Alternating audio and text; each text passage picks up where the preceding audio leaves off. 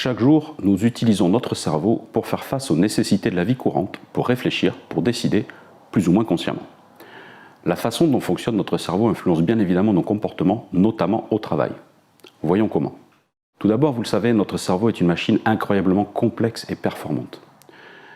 Machine complexe car dans ce petit organe d'environ 1,3 kg se trouvent 86 milliards de neurones et environ 10 000 milliards de connexions qui ne cessent de se faire et de se défaire au gré de nos apprentissages et de nos expériences.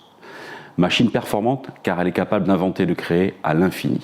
Pour fonctionner, notre cerveau a besoin d'énergie. Et même s'il représente moins de 2% du poids du corps humain, il consomme 25% de l'oxygène qu'on inhale et 20% du glucose qu'on absorbe. Il est donc en permanence en recherche d'économie d'énergie. Et pour cela, il dispose de 3 processus de prise de décision distincts. Voyons cela de façon très synthétique. Le premier système se nomme le cerveau reptilien. Il est dans notre boîte crânienne à peu près dans le même état qu'il était dans la boîte crânienne de l'homme préhistorique. Il n'a pas ou très peu évolué depuis la préhistoire, autant dire qu'il n'évolue que pas au cours d'une vie. Mais ce n'est pas grave car sa vocation est de générer des réflexes de survie qui restent indispensables encore aujourd'hui pour notre santé et notre sécurité. C'est lui qui va par exemple ordonner aux pupilles de se dilater lorsque l'on entre dans une pièce sombre afin de pouvoir identifier les éventuels dangers présents. C'est lui qui va accélérer notre rythme cardiaque lorsque l'on a peur afin de préparer nos muscles à se battre ou à fuir. Ses avantages, des décisions très rapides, très économes en énergie. Ses inconvénients, très peu de prise en compte du retour d'expérience et aucune analyse de risque. Le deuxième système est appelé le cerveau limbique. Il est le siège de nos émotions et il cherche avant tout le plaisir et la récompense et cherche à éviter tout ce qui pourrait provoquer de la douleur. Il tente donc à nous faire adopter des comportements qui conduisent aux conséquences perçues, immédiates, certaines et positives. Face aux événements que nous rencontrons, notre cerveau limbique enregistre quelle était la situation d'origine, quelle réponse a été apportée, quelles ont été les conséquences.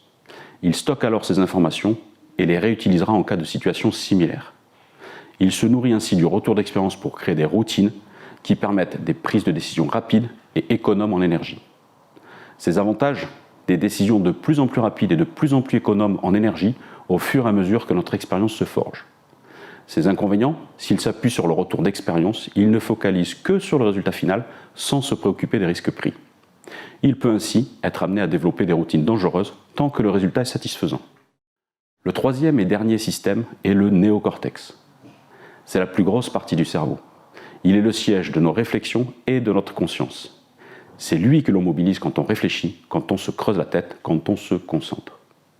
Ses avantages, il fournit des décisions très fiables car issues de la réflexion et de l'analyse.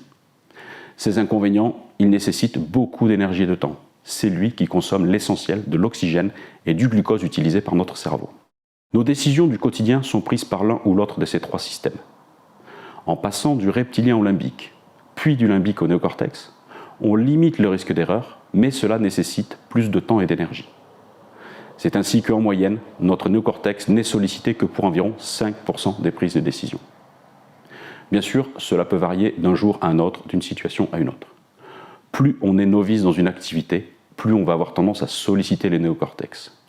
Plus on est expérimenté, plus on va laisser le limbique gérer avec les routines, ce qui permet de faire de plus en plus de choses en faisant de moins en moins d'efforts et de libérer la ressource attentionnelle.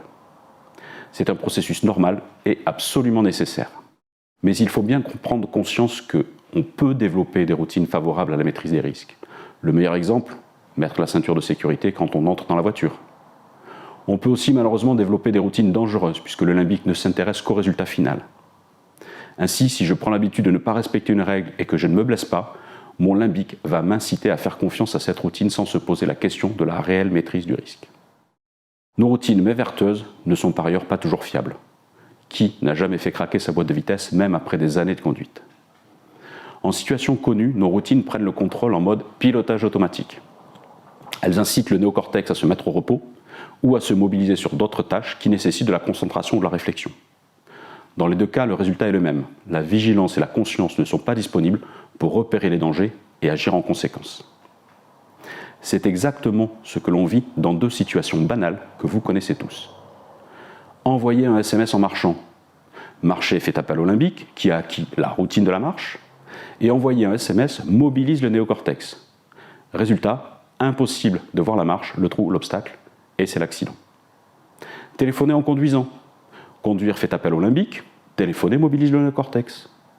Qui n'a jamais fait l'expérience de téléphoner en conduisant, y compris avec le Bluetooth, et une fois la conversation terminée, se demander « mais où suis-je » Rétrospectivement, cela fait peur. Nous n'avons eu aucune conscience de ce qui s'est passé sur la route pendant que l'on téléphonait. Je vous propose une illustration illustrant ces sujets.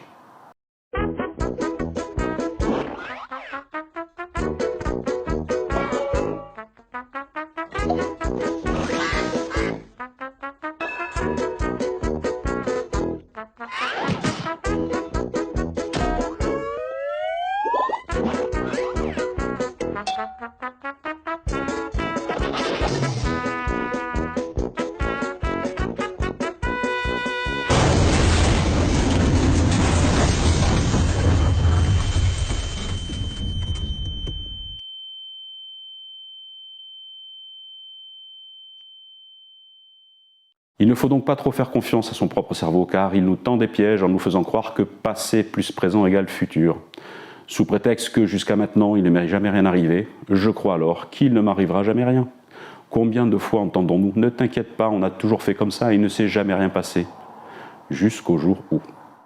Apprenons donc à nous méfier de notre cerveau, à développer des routines favorables à la maîtrise des risques, à repérer chez nous et chez les autres les routines dangereuses pour les combattre. Car non seulement l'expérience n'est pas un moyen de maîtrise, mais elle nous incite naturellement à banaliser les risques et à baisser notre niveau de vigilance sous le poids des routines.